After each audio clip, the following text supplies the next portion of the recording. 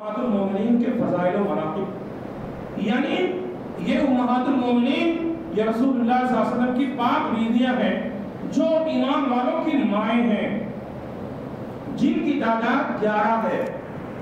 ازواج مطہرات جو 11 بیویاں جن سے نبی صلی اللہ علیہ وسلم نے نکاح کیا، ان کی تعداد 11 ہے۔ ان 11 میں سے 10 خواتین ایسی ہیں، 10 عورتیں ایسی ہیں جو بیوہ ہیں، جن کے شوہروں کا انتقال ہو گیا یا جن کے شوہروں نے طلاق دے دیا۔ 10 خواتین ایسی ہیں اور صرف ایک خاتون، ایک عورت ایسی ہے جو کہ کنواری تھی، حضرت عائشہ رضی اللہ عنہا۔ اگر میری مائیں اور بہنیں اس مسجد کے اوپری حصے میں تشریف رکھتی ہیں تو میں ان سے کہوں گا کہ یہ اس عنوان کا جو انتخاب کیا گیا ہے، مردوں کے تعلق سے بہت سارے عنوانات بیان کیے جاتے ہیں، لیکن یہ میں نے سوچا اور شیخ نے بھی میرے بات کی تائید کی کہ عورتوں کے تعلق سے کچھ باتیں بیان کی جائیں اور کچھ اس اسٹیج سے، کچھ یہاں سے اس پروگرام سے ایسی باتیں بیان کی جائیں جن کا تعلق خواتین سے ہو۔ تو یہ موضوع خواتین کے لیے خاص ہے اور ہر مسلمان کے لیے، جتنے سامنے سب کے لیے عام ہے۔ اگر آپ کی بیویاں، آپ کی بیٹیاں، آپ کی بچیاں نہیں آئی ہیں تو اس درس میں جو آپ کو باتیں بتائی جائیں گی وہ انشاءاللہ ایسی باتیں ہوں گی کہ جا کر کے آپ اپنے گھر والوں کو بتائیے، اپنے بچوں کو بتائیے کہ رسول اللہ صلی اللہ علیہ وسلم کی پاک بیویاں، اس زمانے کی عورتیں، ان کے اخلاق ایسے تھے، ان کی عبادات ایسی تھی، ان کی زندگیاں ایسی گزری۔ یہ درس ہمیں یہاں سے دینا ہے۔ سب سے پہلے ایک قابل غور چیز یہ ہے، رسول اللہ صلی اللہ علیہ وسلم کی جو پاک بیویاں ہیں ان کے تعلق سے بہت سارے اعتراضات ہوتے ہیں۔ ایک اعتراض یہ کیا جاتا ہے کہ رسول اللہ صلی اللہ علیہ وسلم نے 11 نکاح کیوں کیے، 11 شادیاں کیوں کی؟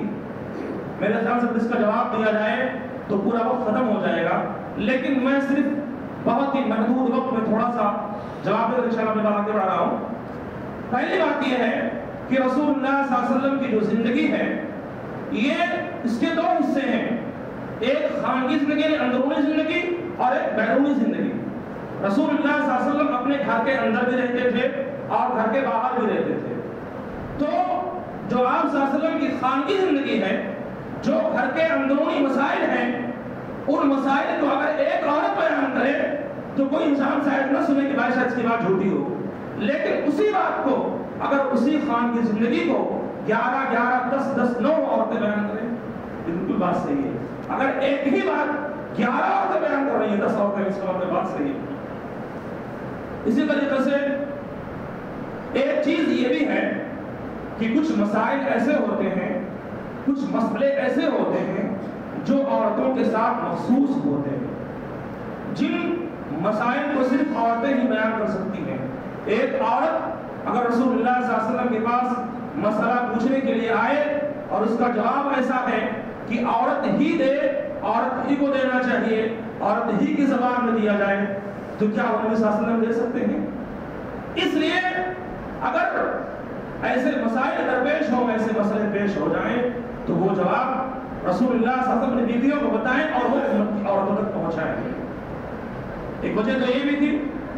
ایک دوسری وجہ یہ تھی کہ رسول اللہ صلی اللہ علیہ وسلم نے بہت سارے ایسے خاندان کے عورتوں سے نکاح کیے جو خاندان رسول اللہ صلی اللہ علیہ وسلم کے اسلام کے حریف تھے، دشمن تھے، خطرناک دشمن تھے۔ لیکن جب اس خاندان کی خواتین سے رسول اللہ صلی اللہ علیہ وسلم نے نکاح کیا اور اس خاندان کی عورت سے جب آپ نے نکاح کیا تو وہ عورت اس خاندان کے لیے باعث برکت بن گئی۔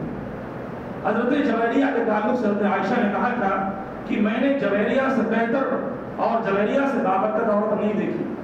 جب رسول اللہ صلی اللہ علیہ وسلم نے حضرت جویریہ سے نکاح کر لیا جو کہ ایک یہودی خاندان کی عورت تھی، تو جویریہ سے نکاح کے بعد اس خاندان کے جتنے لوگ تھے وہ سارے کے سارے نبی کے سسرالی ہو گئے، نبی کے سسرال کے لوگ ہو گئے، تو نبی نے سب کو چھوڑ دیا، سب کو معاف کیا۔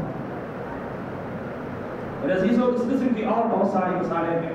حضرت ام حبیبہ کو آپ دیکھیے، ام حبیبہ یہ بھی رسول اللہ صلی اللہ علیہ وسلم کی بیوی تھی اور کس کی بیٹی تھی؟ کسی کو معلوم ہے؟ ابو سفیان کی بیٹی تھی۔ حضرت ام حبیبہ ابو سفیان کی بیٹی تھی۔ وہ ابو سفیان جو نبی صلی اللہ علیہ وسلم کے نبی ہونے کے بعد تقریباً 13 سال مکہ میں اور تقریباً 8 سال مدینہ میں اپنا دشمن رہا. ایک دفعہ کا واقعہ آتا ہے رسول اللہ صلی اللہ علیہ وسلم نے ام حبیبہ سے نکاح کر لیا تھا. اور قابل غور چیز یہ بھی ہے کہ نبی کا نکاح جو ام حبیبہ سے ہوا تھا رسول اللہ صلی اللہ علیہ وسلم مدینہ میں تھے اور ام حبیبہ حبشہ کے اندر تھی. جب ام حبیبہ نے خواب میں دیکھا کہ میرا جو شوہر ہے اس شوہر کا چہرہ مسخ ہو گیا ہے، خواب میں دیکھا، جب صبح ہوئی انہوں نے اپنے شوہر سے اس چیز کو بیان کیا اور کہا کہ میں نے خواب میں دیکھا ہے کہ تمہارا چہرہ بری طرح مسخ ہو گیا ہے. کچھ ہی روز کے بعد اس ام حبیبہ کے پہلے شوہر نے جس سے نکاح مکہ کے اندر ہوا تھا اور جو کہ صحابی رسول تھے، پہلے عیسائی تھے، نبی کی دعوت میں لبیک کہہ کر اسلام قبول کیے اور ام حبیبہ بھی اسلام لے کر کے آئیں. دونوں صحابی اور صحابیہ دونوں کا نکاح ہوا اور جب حبشہ چلے گئے، حبشہ کے اندر وہ انسان جو ام حبیبہ کا شوہر تھا، جو صحابی رسول تھے، وہ بھی عیسائی ہو گئے. کہا کہ ہم پہلے عیسائی تھے، ہم نے اسلام قبول کیا تھا، لیکن اب میں سمجھتا ہوں کہ عیسائی دھرم بہتر ہے، وہ عیسائی ہو گئے. ام حبیبہ نے کہا کہ میں نے خواب جو دیکھا تھا وہ خواب بالکل سچا ثابت ہوا. اس کے بعد جب رسول اللہ صلی اللہ علیہ وسلم کو معلوم ہوا کہ ام حبیبہ رضی اللہ عنہ جو بڑے باپ کی بیٹی ہے، جو ایک امیر کبیر خاندان سے تعلق رکھتی ہیں، صحابہ کرام میں سے کسی نے رسول اللہ صلی اللہ علیہ وسلم سے کہا کہ اللہ کے رسول صلی اللہ علیہ وسلم، ام حبیبہ جو ابو سفیان کی بیٹی ہے، ابو سفیان کی بیٹی کا جو شوہر تھا جس نے اسلام قبول کیا تھا وہ تو عیسائی ہو گیا ہے اور وہ خاتون عورت حبشہ کے اندر تنہا ہو گئی ہے، اس کے ساتھ ایک بیٹی بھی ہے. اصل میں ان کا نام تھا رملہ بنت ابی سفیان. اصل جو نام تھا وہ رملہ تھا.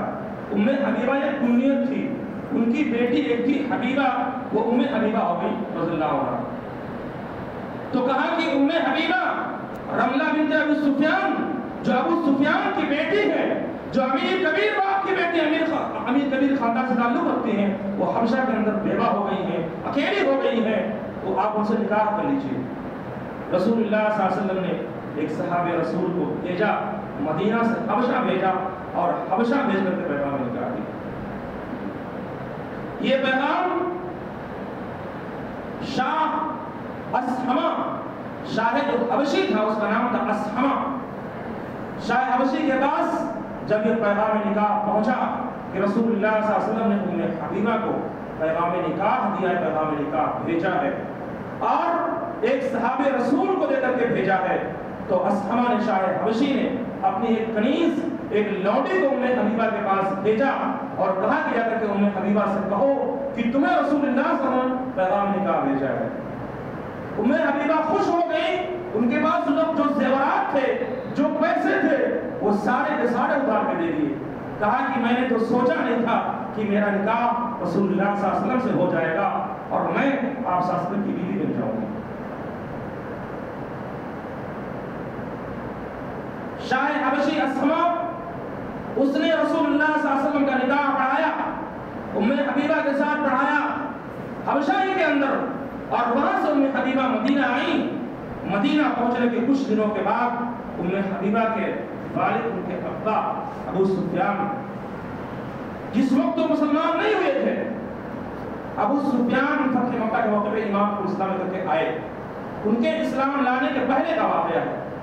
ابو سفیان ایک بار اپنی بیٹی ام حبیبہ سے ملنے کے لیے آئے اور اپنی بیٹی کے گھر میں، رسول اللہ کی بیوی کے گھر میں، ام حبیبہ کے گھر میں گئے اور جس پلنگ پر وہ بیٹھنا چاہتے تھے اس پلنگ میں رسول اللہ صلی اللہ علیہ وسلم کی چادر بچھی ہوئی تھی. ام حبیبہ نے وہ بستر پلٹ دیا، وہ بستر ہٹا دیا، وہ چادر ہٹا دی. ابو سفیان جو ام حبیبہ کا باپ ہے، ایک بیٹی کا باپ ہے، اور ابو سفیان مکے کا ایک امیر کبیر انسان، اپنے خاندان کا، اپنے قبیلے کا رئیس انسان. میں نے بتایا بھی آپ کو تقریباً 21 سال کفار مشرکین کا سردار، رسول اللہ صلی اللہ علیہ وسلم کا سب سے بڑا دشمن تھا. میں حبیبہ نے بستر پلٹ دیا، ہٹا دیا ابو سفیان حیران ہو گیا، کہا کہ میری بیٹی یہ تو نے کیا کیا؟ کہا کہ ابا جان آپ کو معلوم نہیں ہے، یہ بستر یہ رسول اللہ صلی اللہ علیہ وسلم کا بستر ہے، یہ بستر جو میں نے پلٹا ہے یہ بستر رسول اللہ صلی اللہ علیہ وسلم کا بستر ہے، اور آپ میرے باپ اگرچہ ہیں لیکن ایک مشرک ہے، کافر ہے، میں نے مناسب یہ نہیں سمجھا کہ ایک مشرک وہ رسول اللہ کے بستر پر بیٹھ جائے۔ میں کبھی کبھی سوچ کے حیران ہو جاتا ہوں کہ صحابہ کو اور صحابیات کو رسول سے کتنی محبت تھی، اتنا تک نہیں گوارا کیا، اتنا نہیں گوارا کیا کہ میرا باپ اگرچہ ہے مکے کا امیر کبیر انسان ہے، مکے کا رئیس ہے، اپنے قبیلے کا سردار ہے، لیکن وہ رسول کے بستر پر بیٹھ جائے۔ کیا آپ جانتے اس کی وجہ کیا تھی؟ اس کی وجہ رسول اللہ صلی اللہ علیہ وسلم سے محبت تھی۔ آپ کا جو مقام تھا، آپ کا جو مرتبہ تھا، جو آپ کی عظمت تھی، وہ اصل میں تھی کہ ام حبیبہ نے کہا کہ آپ ایک مشرک ہیں اور آپ نجس اور ناپاک ہیں، اور رسول اللہ صلی اللہ علیہ وسلم اللہ کے پیغمبر ہیں۔ میں نے یہ مناسب نہیں سمجھا کہ ایک مشرک، ایک نجس انسان اور نبی کے بستر پر بیٹھ جائے۔ عزیزو، تو میں عرض یہ کر رہا تھا کہ ازواج مطہرات کے جو واقعات ہیں، ان کے جو فضائل و مناقب ہیں، ایسے ایسے میرے حساب سے ہیں کہ انسان سن کر کے حیران ہو جائے۔ بات یہ تھی اصل میں کہ نبی نے 11 نکاح کیوں کیے؟ اس کی ایک وجہ تو یہ بتائی گئی کہ خاندانی اور گھریلو اور خانگی مسائل بتانے کے لیے، اور دوسری وجہ میں نے یہ بتائی کہ جو بڑے بڑے قبائل دشمن تھے وہ سارے کے سارے آپ کے دوست بن گئے، آپ کے ساتھی بن گئے، اور اس کا بن گئے۔ ابو سفیان نے بھی ایک موقع پہ اسلام قبول کیا اور نبی کا ساتھی بنا۔ ابو سفیان کی جو بیوی تھی ہند بنت عتبہ، ان کا بیان آتا ہے، وہ کہتی ہیں کہ جب میں نے نبی کے ہاتھ میں بیعت کی، جب میں نے نبی پہ ایمان لایا، جب میں نے نبی کے ہاتھ میں اسلام کی بیعت کی، اسلام لانے سے پہلے میری سوچ یہ تھی، میرا گمان یہ تھا کہ نبی سے بدتر اور نبی سے بیکار کوئی نہیں ہے، آپ سے بیکار کوئی نہیں ہے۔ لیکن جب سے میں نے نبی کے ہاتھ میں اسلام قبول کیا، جب سے میں نبی پہ ایمان لے کر کے آئی، میرے دل میں آپ سے زیادہ محبوب کوئی نہیں ہے۔ عزیزو، کتنی محبت، میں سوچتا ہوں کہ ان لوگوں کو نبی سے کتنی محبت تھی۔ ایک انسان جو تقریباً 21 سال تک دشمن، اس سے ایسی محبت ہو گئی کہ اس سے زیادہ محبوب کوئی ہے نہیں۔ ازواج مطہرات کی تعداد میں 11 ہے۔ سوال یہ پیدا ہوتا ہے کہ نبی نے 11 نکاح کیوں کیے؟ آج معاملہ یہ ہے ہمارے یہاں کہ آج کے زیادہ تر مسلمان صرف ایک ہی نکاح کرتے ہیں، ہم اور آپ سے ایک ہی نکاح کرتے ہیں، بالکل جائز درست ہے، لیکن نبی نے 11 نکاح کیے، اور جو لوگ اعتراض کرتے ہیں، جو سوال کرتے ہیں، انہیں معلوم نہیں ہے کہ رسول اللہ صلی اللہ علیہ وسلم نے 11 میں سے 10 نکاح ایسے عمر میں کیے جب آپ کی عمر 50 کراس ہو گئی، 50 کراس ہو گئی۔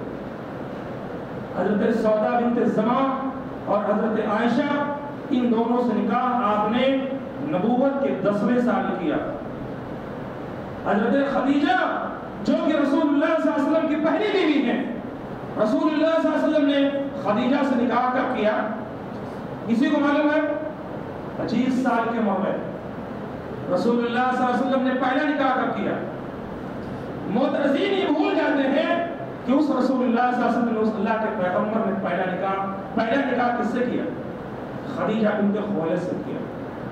اور وہ خدیجہ جن کے تعلق سے مورخین نے ذکر کیا ہے کہ مکے کے امیر کبیر باپ کی بیٹی، امیر کبیر باپ کی بیٹی، بہت پیسے والی، بہت دولت والی امیر کبیر باپ کی بیٹی۔ اور بعض مورخین نے ذکر کیا ہے کہ حضرت خدیجہ ایسی خاتون تھیں کہ اپنے باپ خویلد کے انتقال کے بعد ان کا کاروبار خود چلاتی تھی۔ نبی نے پہلا نکاح خدیجہ سے کیا اس وقت جب آپ کی عمر 25 سال تھی اور خدیجہ کی عمر 40 سال۔ ابھی آپ یہ سوچو، اگر میں کسی نوجوان سے پوچھوں کسی نوجوان سے سوال کروں، وہ مترزین جو نبی کی زندگی پہ اعتراض کرتے ہیں، اگر میں ان سے پوچھوں کیا آپ اپنا پہلا نکاح، آپ اپنی پہلی شادی، آپ میرج 40 سال کی خاتون سے کرنا چاہیں گے؟ ہمارا آپ کا جواب کیا ہوگا؟ ہماری آپ کی سوچ یہ ہوگی اگر میری عمر 20 سال ہے تو میری بیوی کی عمر 18 یا 17 سال ہے کہ نہیں ایسا؟ ہم ایسا ہی تو سوچتے ہیں. لیکن قرآن جاؤ اس پیغمبر انسانیت پہ، اس انسان کے دل میں کتنا رحم تھا، اس انسان کے دل میں لوگوں کو تعلیم دینے کے لیے، لوگوں کو سکھانے کے لیے، امت کو پیغام دینے کا کتنا جذبہ تھا. خود رسول اللہ صلی اللہ علیہ وسلم نے کب کیا؟ 25 سال کے عمر میں. کس سے کیا؟ 40 سال کی خاتون سے. اور وہ خاتون جس کے پہلے 2 نکاح ہو چکے تھے، جس کی 2 شادی ہو چکی تھی، بچے بھی تھے اس طرح. لیکن قرآن چاہو رسول اللہ صلی اللہ علیہ وسلم نے پہلا نکاح خدیجہ بنت خویلد سے کیا، اور دوسرا نکاح حضرت عائشہ سے کیا. صرف حضرت عائشہ یہ کنواری تھی، اور حضرت خدیجہ کے بعد اور جو 9 بیویاں ہیں یہ ساری کی ساری طلاق شدہ، شوہر مر گئے، شوہروں نے چھوڑ دیا. ذرا آپ تصور کیجئے، میں عرض یہ کر رہا تھا کہ رسول اللہ صلی اللہ علیہ وسلم نے 10 شادیاں، 10 صرف ایک چھوڑ دیجیے، اور تاریخ اس بات پر گواہ ہے کہ رسول اللہ صلی اللہ علیہ وسلم نے حضرت خدیجہ جب تک زندہ تھی تب تک دوسری شادی نہیں کی تھی. رسول اللہ صلی اللہ علیہ وسلم 25 سال کے، خدیجہ 40 سال کی، اور کم و بیش 25 سال، 24 سال چند مہینے. نبی سے نکاح کے بعد 24 سال کچھ مہینے حضرت خدیجہ زندہ رہی اور نبی نے دوسری شادی نہیں کی. آپ کی عمر تقریباً 50 سال ہو گئی. ایک انسان جس کی عمر 50 سال ہو گئی، کیا وہ دوسرا نکاح کرنا چاہے گا؟ دوسری شادی کرنا چاہے گا وہ 50 سال کا انسان؟ لیکن رسول اللہ صلی اللہ علیہ وسلم نے یہ سارے نکاح جو کیے، 10 شادیاں جو کی، اس لیے کی تاکہ امت کو تعلیم دی جائے، امت کو بتایا جائے. 10 نکاح 50 سال کے بعد ہوئے. اور بعض کا تو ایسا بھی ذکر آتا ہے، ایسا بھی پڑھا گیا لکھا اور حسین نے، نبی کی عمر 57 سال، نبی کی عمر 56 سال نکاح ہو رہا ہے، نبی کی شادی ہوئی. کیوں؟ یہ 56 سال میں 57 سال میں نکاح کرنے کی کیا ضرورت ہے بھائی؟ اس لیے آپ نے نکاح کیا. جو بڑے بڑے دشمن ہیں، بڑے بڑے حریف ہیں، اس خاندان کے لوگ اسلام کے حمایتی بن جائیں، اسلام قبول کرنے والے بن جائیں.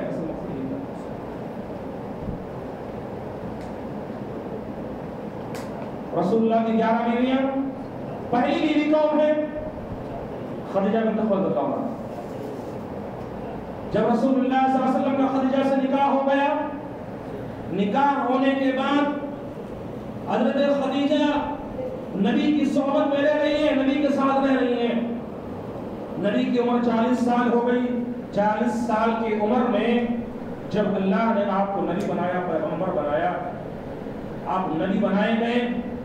غار حرا کے اندر جبریل امین جب پہلی بار آئے اور نبی صلی اللہ علیہ وسلم کو بھیجا، نبی صلی اللہ علیہ وسلم کو دبایا، آپ غار حرا سے واپس آئے. واپس آنے کے بعد اپنی بیوی، اپنی رفیق حیات خدیجہ سے کہا، زملونی زملونی، خدیجہ مجھے کپڑا اڑا دو، کپڑا اڑا دو. میں نے تو ایسے حالات کا مشاہدہ کیا ہے، میرے ساتھ ایسے واقعات پیش آئے کہ مجھے اپنی جان کا خطرہ محسوس ہو رہا ہے. میرے عزیز، قابل غور چیز یہ ہے کہ خدیجہ نے اس موقع پہ اپنے شوہر کو تسلی دی، اپنے شوہر کو سمجھایا اور کہا کہ اللہ یحزیک اللہ کا بدن. اور کس نے ایسا ہو ہی نہیں سکتا ہے.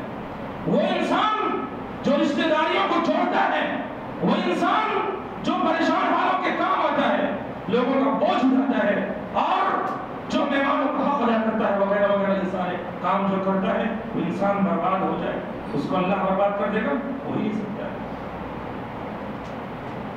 اور آگے اس کے بعد لمبی تفصیل ہے. اس کے بعد ایک دن حضرت خدیجہ رضی اللہ عنہا اپنے شوہر کی خدمت کے لیے ایک پیالے میں برتن میں کچھ لے کر کے آ رہی تھی. اللہ رب العالمین نے جبریل امین کو بھیجا اور کہا کہ جاؤ، اور جانے کے بعد حضرت خدیجہ سے میرا سلام کہنا. کون بھیج رہا ہے؟ عرش کا مالک بھیج رہا ہے، اللہ رب العالمین. وہ بھی انسانی تھے نا. کیسے، میں سوچتا ہوں کیسے لوگ تھے، کن خوبیوں کے، کن فضائل اور مناقب کے حامل وہ لوگ تھے جن کے پاس عرش کا مالک رب العالمین پوری کائنات کا مربی و پالنہار اس انسان کو سلام بھیج رہا ہے.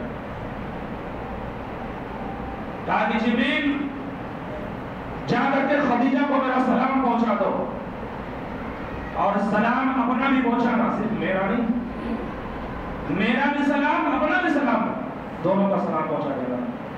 ذرا تھوڑی دیر رک کر کے سوچو، غور کرو. اگر خواتین موجود ہے تو سنیں. ایک عورت، ایک خاتون، اس کے اندر کیا کمالات تھے، اس کے اندر کیا خوبیاں تھیں، اس کے اندر کیا صفات تھی کہ عرش کے مالک نے رب العالمین نے خود سلام بھیجا. سلام بھیجا، جا کر کے سلام کہہ دینا اور خوشخبری دے دینا کہ عرش کا مالک حضرت خدیجہ کو جنت میں ایسے گھر کی بشارت دے رہا ہے جس کا جو یاقوت سے بنا ہوا ہے، مروارید سے بنا ہوا ہے، اور پرسکون ایسا ہے جس میں نہ شور ہوگا، نہ ہوگا، نہ ہنگامہ ہوگا، اور نہ اس اندر مشقت ہوگی، نہ ہی تھکن ہوگی. کہاں کی بشارت مل رہی ہے بھائی؟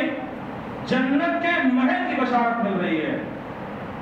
دنیا ہی کے اندر آپ کبھی غور کرو، کبھی سوچو کہ ایک خاتون ہی ہے، عورت ہی ہے، لیکن عرش کا مالک سلام بھیج رہا ہے. عرش کا مالک جبریل امین کے ذریعے سے ایسے گھر کی بشارت سنا رہا ہے جو گھر یاقوت کا بنا ہوا ہے، مروارید کا بنا ہوا ہے، جو پرسکون ایسا ہے کہ اس کے اندر نہ شور ہے، نہ ہنگامہ ہے، اور نہ ہی تھکن ہے.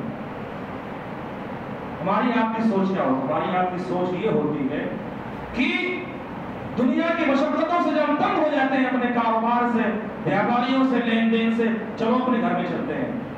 گھر میں پہنچنے کے بعد کچھ سکون تو ہوگا، سکون ملے گا. یہاں ایسے گھر کی بشارت دی جا رہی ہے جس کے اندر سکون ہی سکون، تھکاوٹ نام کی چیز ہے نہیں، شور ہوگا، ہنگامہ نہیں. بعض دفعہ کیا ہوتا ہے، جب گھر کے اندر داخل ہو جاؤ، سب کے ساتھ ایسا ہوتا ہے، گھر کے اندر گھسو، بچے اتنا ہنگامہ کرتے ہیں، اتنا چلاتے ہیں کہ نہیں، ایسا ہوتا ہے کہ نہیں ہوتا. لیکن یہاں ایسے گھر کی بشارت دی جا رہی ہے جس کے اندر نہ شور و غوغا ہوگا، نہ تھکن ہوگا. میرے عزیز، میں کبھی غور کرتا ہوں، کبھی سوچتا ہوں،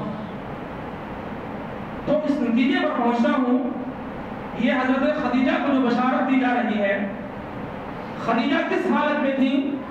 خدیجہ اس حالت میں تھی کہ ان کے ہاتھ میں ایک پیالہ ہے، ایک برتن ہے، کچھ برتن میں لے کر کے جا رہی ہیں. کہاں؟ اپنے شوہر کے پاس، یعنی شوہر کی خدمت کے لیے جا رہی ہیں. کہاں جا رہی ہیں؟ شوہر کی خدمت کے لیے جا رہی ہیں. اور شوہر کی خدمت کا انعام یہ ہے کہ اللہ تبارک و تعالیٰ نے خدیجہ کو ایسے گھر کی بشارت دی جو مروارید کا بنا ہوا ہے، یاقوت کا، جس کے اندر نہ تھکن ہے اور نہ ہی شور ہوگا اور نہ مرا. نبی کی حدیث صلی اللہ علیہ وسلم کی ایک ایسی عورت، المرأۃ اذا صلت خمسها وصامت شهرها واتت بعلها، جب ایک خاتون پانچوں نمازوں کی پابندی کرے، رمضان کے روزے رکھے، اپنے شوہر کی اطاعت کرے، تو جنت کے 8 دروازوں میں سے اس سے جائے گا ہو جائے. 3 چیزیں ہیں نا، ایک نماز، ماہ رمضان کے روزے، تیسری چیز کیا ہے؟ وَأَطَاعَتْ بَعْلَهَا، اپنے شوہر کی اطاعت بھی کرے. آج ایسے حالات ہیں میرے عزیزوں میں بھائیوں، ایسے حالات ہیں کہ ایک انسان باہر اپنے کاروباریوں کے سامنے اپنی دکان میں مرد ہوتا ہے، غصے میں ہوتا ہے، لیکن جب گھر میں پہنچتا ہے بیوی بندی بن جاتا ہے. ایسا ہوتا ہے کہ نہیں ہوتا ہے؟ کیوں ایسا کیوں ہوتا ہے؟ ایسا اس لیے ہوتا ہے کہ گھر کے اوپر عورت کا خاتون کا قبضہ ہوتا ہے، شوہر ڈرتا ہے بیچارہ، کچھ بات میری زبان سے نہ ایسے نکل جائے کہ شوہر ہماری عورت ناراض ہو جائے۔ ایسا ہوتا ہے کہ نہیں ہوتا؟ میرے عزیز خواتین اسلام سنیں، رسول اللہ صلی اللہ علیہ وسلم نے کہا کہ اگر عورت پانچوں نمازوں کی پابندی کر لے، رمضان کے روزے رکھ لے، شوہر کی اطاعت کر لے، تو جنت کے دروازوں میں سے اس سے چاہے داخل ہو جائے۔ یہ پیغام اپنی خواتین کو آپ پہنچائیں۔ اگر یہاں پر آپ کی خواتین نہیں ہیں، اپنی خواتین کو آپ پیغام پہنچائیں، جا کر کے پہنچائیں، کہیں کہ میری بیوی نبی کی حدیث میں سن کر کے آ جا رہا ہوں، میں نے نبی کی بشارت سنی، نبی کی بشارت میں دے دی ہے۔ یہ عنوان خواتین کے ساتھ خاص اگرچہ ہے لیکن سب کے لیے عام ہے۔ ہر مسلمان یہاں سے پیغام سنے، جا کے اپنے گھر میں بتائے۔ ایک بار رسول اللہ صلی اللہ علیہ وسلم بیٹھے ہوئے ہیں اور آپ نے زمین پر 4 لکیریں کھینچی۔ کتنی لکیریں؟ 4 لکیریں کھینچی۔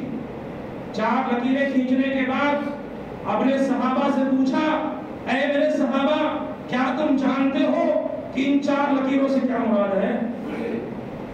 صحابہ کرام بیچارے نبی کے کتنے اطاعت گزار تھے، نبی سے کتنی محبت کرتے تھے، اللہ اس کے رسول بہتر جانتے ہیں۔ وہی جواب پھر صحابہ نے دیا، اللہ تعالیٰ زیادہ جانتا ہے، اس کے نبی زیادہ بہتر جانتے ہیں۔ نبی نے کہا کہ سنو، یہ زمین پر 4 لکیریں جو میں نے کھینچی ہیں، ان 4 لکیروں سے مراد 4 خواتین ہیں، 4 عورتیں ہیں۔ وہ 4 عورتیں ایسی ہیں جو بہت افضل ہیں، بہت بہتر ہیں۔ مردوں میں تو بہت سارے لوگ مکمل ہوئے، مردوں میں بہت سارے مکمل ہوئے، لیکن خواتین میں 4 ایسی ہیں جو مکمل ہو گئی۔ 4 کون کون ہیں؟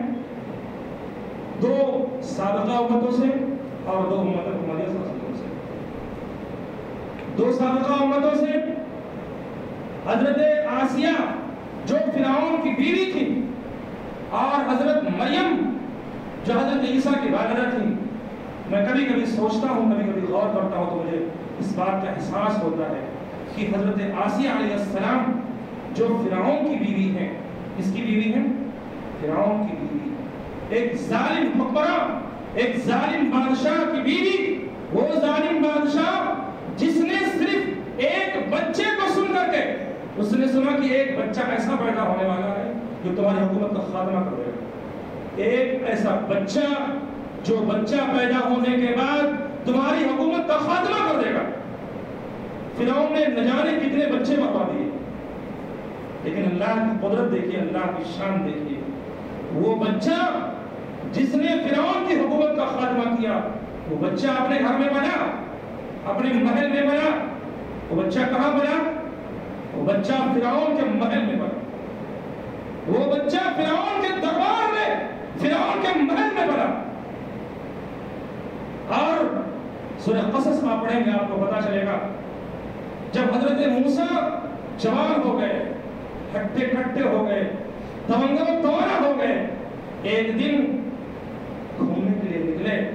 ذرا دیکھیں فرعون کے حوالی مواری، اس کے جو جاگیردار ہیں بڑے بڑے، دیکھ کر کیا آئے، نکلے باہر، ایک آدمی کو مار دیا، خلاص ہو گیا۔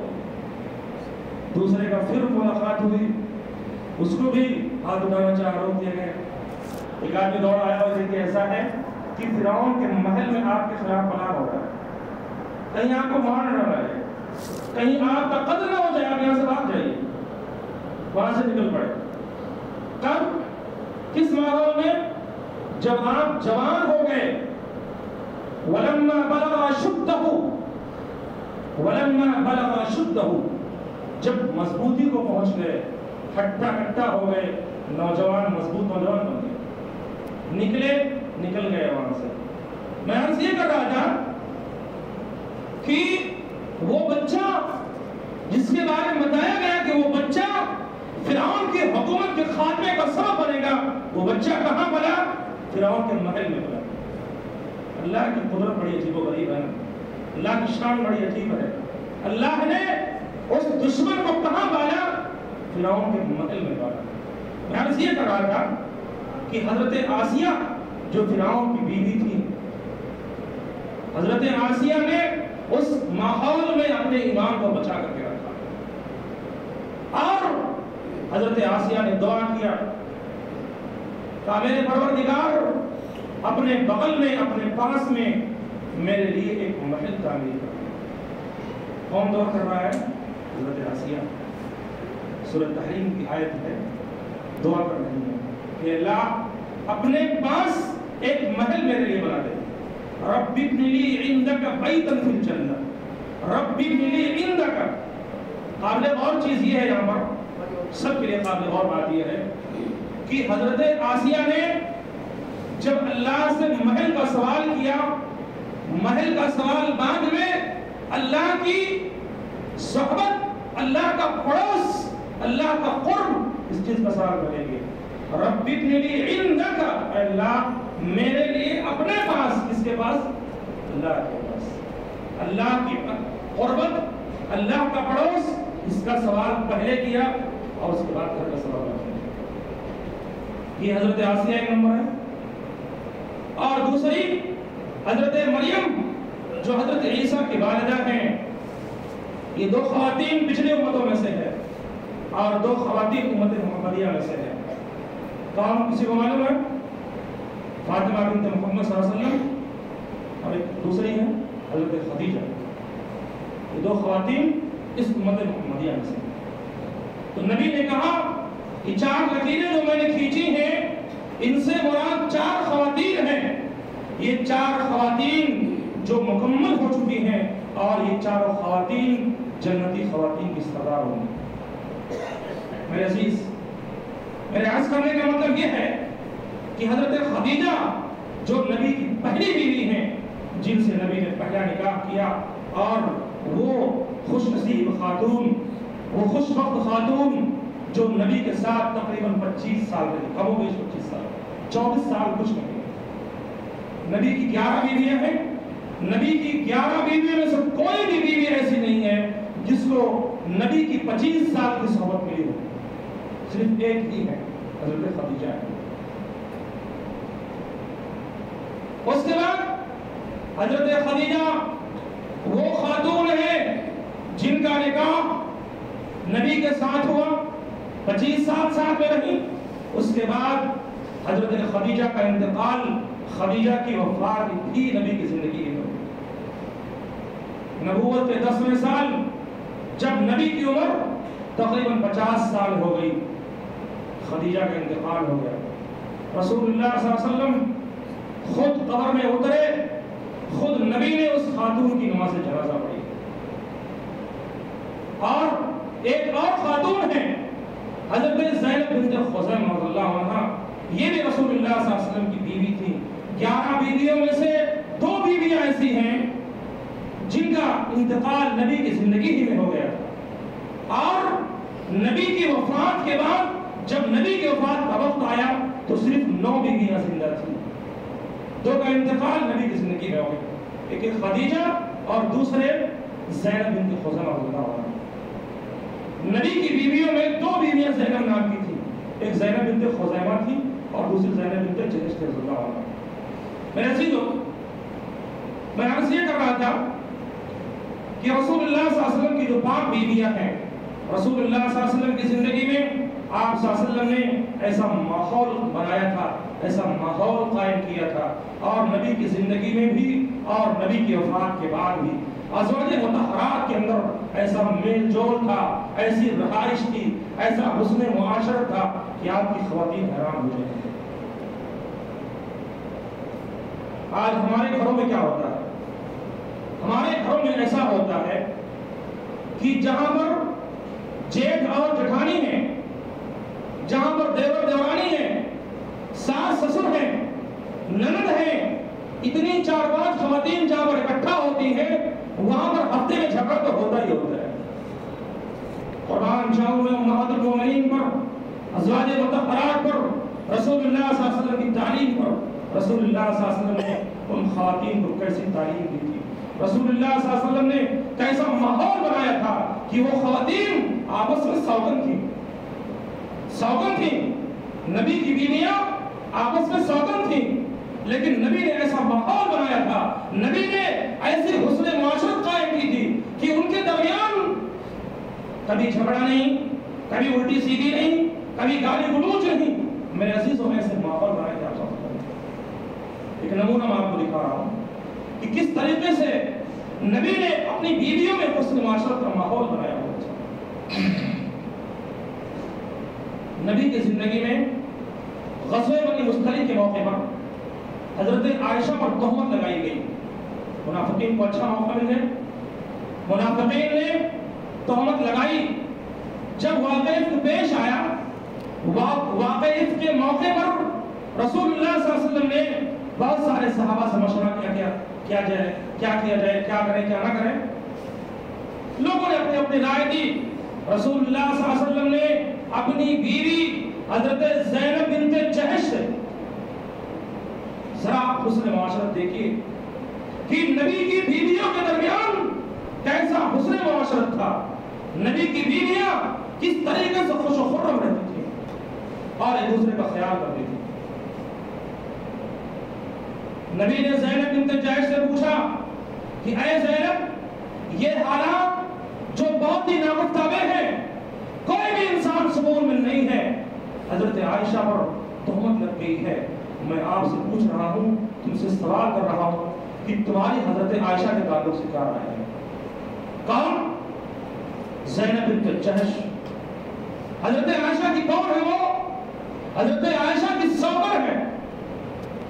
आज हमारे माशरे के अंदर, हमारे समाज के अंदर देखने में ऐसा आता है कि जो सौकर होती हैं, सौकरों में झगड़ा रोज होता है कि नहीं होता है? ख़वातीन में झगड़े होते कि नहीं होते? और यहाँ हुस्ने नबी के हुस्ने मुआशरत का माहौल देखिए। नबी ने पूछा कि ज़ैनब, ये वाक़या पेश आया हुआ है, हालात कबीरा खातिर हैं, हर कोई परेशान है, जरा तुम ये बताओ, मैं तुमसे राय कर रहा हूँ कि हजरत आयशा के बारे में तुम्हारी राय क्या है? अगर ख़वातीन है तो गौर से सुने। हजरत ज़ैनब ने कहा, मैं कोई बात कहने से पहले, मैं अपनी ज़बान खोलने से पहले अपनी आंख को, अपने कान को, अपनी ज़बान को महफूज करती हूँ। अल्लाह के रसूल सल्लल्लाहु अलैहि वसल्लम, मैंने जब से हजरत आयशा को देखा है, जब से हजरत आयशा से मिली हूँ, मैंने आयशा के ताल्लुक से आज तक कोई बात मैंने आयशा के बारे में आज तक नहीं देखी। कई महीने, कई साल हुए होंगे ना, लेकिन कहती है कि मैंने हजरत आयशा के ताल्लुक से गलत कोई बात आज तक नहीं देखी। मैं हैरान हो जाता हूँ। और हजरत ज़ैनब एक बात ये भी कहा करती थी कि हजरत आयशा का और मेरा मुकाबला हुआ करता था, हुस्न में भी और नबी के साथ रहने में भी और चीजों में भी हमारा उनका मुकाबला हुआ करता था। उनके पास तो अच्छा मौका था ना कि आज अपनी सौगन को पछाड़ने का, अपनी सौगन को हराने का अच्छा मौका है, अच्छा मौका था ना। लेकिन एक बात जो काबिल गौर है, काबिल गौर चीज ये है कि उन ख़वातीन को दुनिया से ज्यादा आखिरत का खौफ था, आखिरत का डर था। कहीं ऐसा ना हो जाए कि हजरत आयशा के ऊपर जो तोहमत लगाई गई है वो तोहमत झूठी साबित हो जाए और मैं हजरत आयशा के ताल्लुक से अपनी ज़बान खोल दूं और मेरे दुनिया के सारे अमाल, मेरी नेकियां बर्बाद हो जाएं और मैं आखिर में जहन्नम का हिस्सा बन जाऊं। अजीज एक डर ये था। तो मैं अर्ज़ ये कर रहा था कि ये नबी ने अपने औरतों को जो हुस्न मुआशरत की तालीम दी थी, जो माहौल बनाया था, उसका असर नहीं।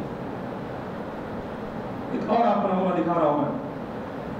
हजरत सौदा बिन रज़ियल्लाहु अन्हा, हजरत सौदा जब नबी ने उनसे निकाह किया उस वक्त उनकी उम्र ज्यादा थी। हजरत आयशा और हजरत सौदा, इन दोनों से नबी ने निकाह हजरत खदीजा की वफात के बाद किया। हजरत सौदा ऐसी खातून थी जिनकी उम्र ज्यादा हो गई थी।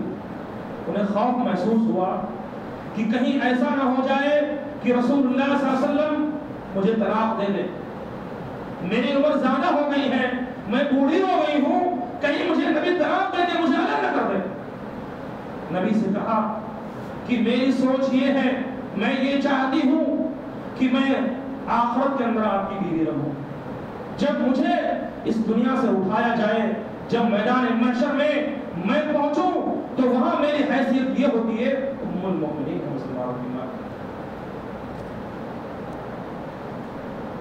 انہوں نے کہا کہ میری جو باری ہے وہ باری میں حضرت عائشہ کو دے رہی ہوں، آپ میرے پاس رات بتانے نہ آئیے، میں اپنی باری حضرت عائشہ کو دے رہی ہوں، لیکن میری سوچ یہ ہے، میری فکر صرف اور صرف یہ ہے میری آخرت کامیاب ہو جائے، میری آخرت بن جائے اور وہاں میں آپ کی بیوی آپ کے ساتھ رہوں۔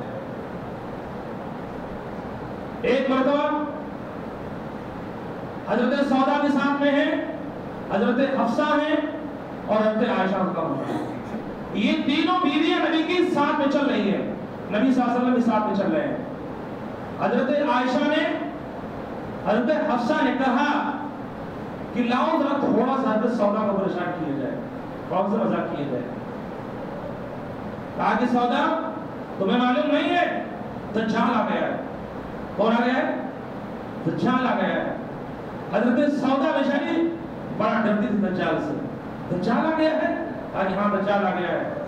جب حضرت سودا نے دجال کا نام سنا، ایک گھر میں جا کر کے گھس گئی، اور وہ گھر جس کے اندر جالے پڑے ہوئے کرواٹا ہو جائے اس میں گھس گئی، اندھیرا کا جالوں سے ہٹا ہوا، اور یہ دونوں ہنس رہی ہیں۔ حضرت عائشہ آپ ہنس رہے ہیں کہ ہم نے تم کو بیوقوف رکھ دیا۔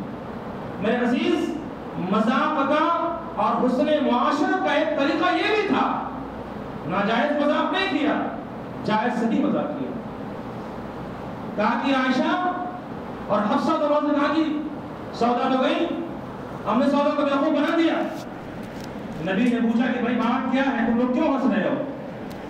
وہ دونوں کہنے لگی کہ ہم نے حضرت سودا کو بیوقوف بنا دیا ہے، ہم نے دجال کا تذکرہ کیا تو سودا ایسے گھر میں گھس گئی جہاں پہ اب اندھیرا ہے اور جہاں پہ جالیاں پڑی ہوئی، جالے پڑ رہی۔ نبی نے کہا کہ ایسا ہے، آگے سودا باہر آ جاؤ اور دیکھو ایسا ہے کہ دجال نہیں آیا ہے، ابھی دجال تو بہت دنوں کے بعد آئے گا۔ حضرت سودا نے جب نبی کی زبانی سنا کہ نبی کہہ رہے ہیں کہ دجال نہیں آیا ہے تو باہر آ گئی، باہر آ گئی۔ نبی نے کہا کہ دیکھو ایسا ہے کہ تم لوگوں نے سودا سے مذاق کیا ہے۔ میرے عزیز، میرے کہنے کا مطلب یہ ہے کہ اس نے معاشرت کا ایک ماحول تھا، حضرت سودا ذرا سا برا نہیں مانی، ذرا سا غصہ نہیں ہوئی۔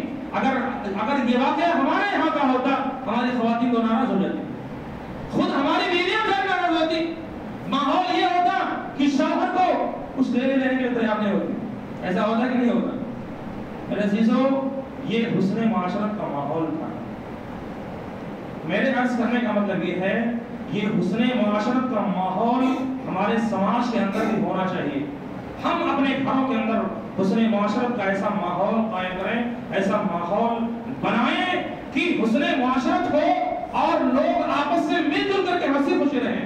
لیکن دیکھنے میں یہ آتا ہے کہ نند کا بھابھی سے جھگڑا، جٹھانی کا دیورانی سے جھگڑا، اور ساس کا بہو سے جھگڑا، یہ جھگڑا وہ جھگڑا، یہ سارے ماحول ہمارے سماج کے اندر ہے۔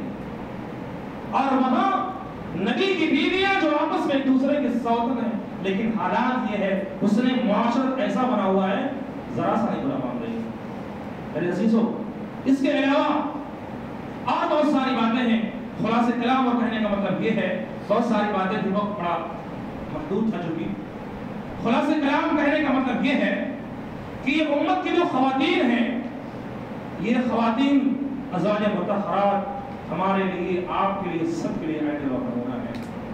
اور ازواج مطہرات کی زندگیاں، ان کے بتائے ہوئے دن، ان کی نیکیاں، ان کی عبادات امت کی خواتین کے لیے تعلیم ہے، امت کی خواتین کے لیے نمونہ ہے کہ امت کی خواتین بھی وہی سیرت، وہی پہلو، وہی زندگیاں، وہی عبادات کے طریقے اپنائیں جو ان امہات المومنین کے تھے۔ میرے عزیز، وہ خواتین جن خواتین کی ताल्लुक से नबी ने कहा था कि मुझे इस दुनिया की ज़िंदगी में जन्नती ख़वातीन से निकाह करने का हुक्म हुआ। मैं यहाँ पर ऐसी ख़वातीन से निकाह कर रहा हूँ जो ख़वातीन जन्नती हैं। यानी ये नबी की 11 बीवियाँ इस दुनिया के अंदर भी नबी की बीवी हैं और वहाँ भी आखिर के अंदर भी नबी की बीवियाँ होंगी। लेकिन काबिल गौर चीज़ ये है, इन उम्महातुल मोमिनीन की इबादत, इनकी रियासत, इनके अकीदे और इनकी बंदगी ऐसी थी, उन उम्महातुल मोमिनीन ने उम्मत की ख़वातीन के लिए ऐसे नमूने छोड़े कि अगर आज की ख़वातीन उन नमूनों को अपनाएं, उन नमूनों को अपनी ज़िंदगियों में लाएं तो ख़वातीन कामयाब हो सकती हैं। लेकिन बहुत अफसोस के साथ ये कहना पड़ता है, बहुत अफसोस के साथ ये बात मैं कहने पर मजबूर हूँ कि आज हमारी ख़वातीन अपना मॉडल किसे मानती हैं? आज ख़वातीन मॉडल किसे बनाती हैं? चाहे लिबास हो, चाहे खाना हो, चाहे पीना हो, जिंदगी हो, ख़वातीन मॉडल किसे बनाती हैं?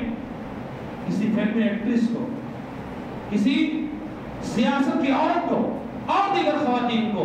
मैं अपनी ख़वातीन से कहना चाहूँगा, पैगाम देना चाहूँगा कि उम्महातुल मोमिनीन की ज़िंदगियाँ, उनकी सीरत आपके लिए आइडियल है। और ख़ास तौर से वो ख़वातीन जो अल्लाह वाली और परहेजगार और मुत्तकी बनना चाहती हैं और अपनी ज़िंदगी भी और आखिरत भी कामयाब करना चाहती हैं, वो ख़वातीन इन ख़वातीन को अपना मॉडल बनाएं। अल्लाह सबको तौफीक अता फरमाए।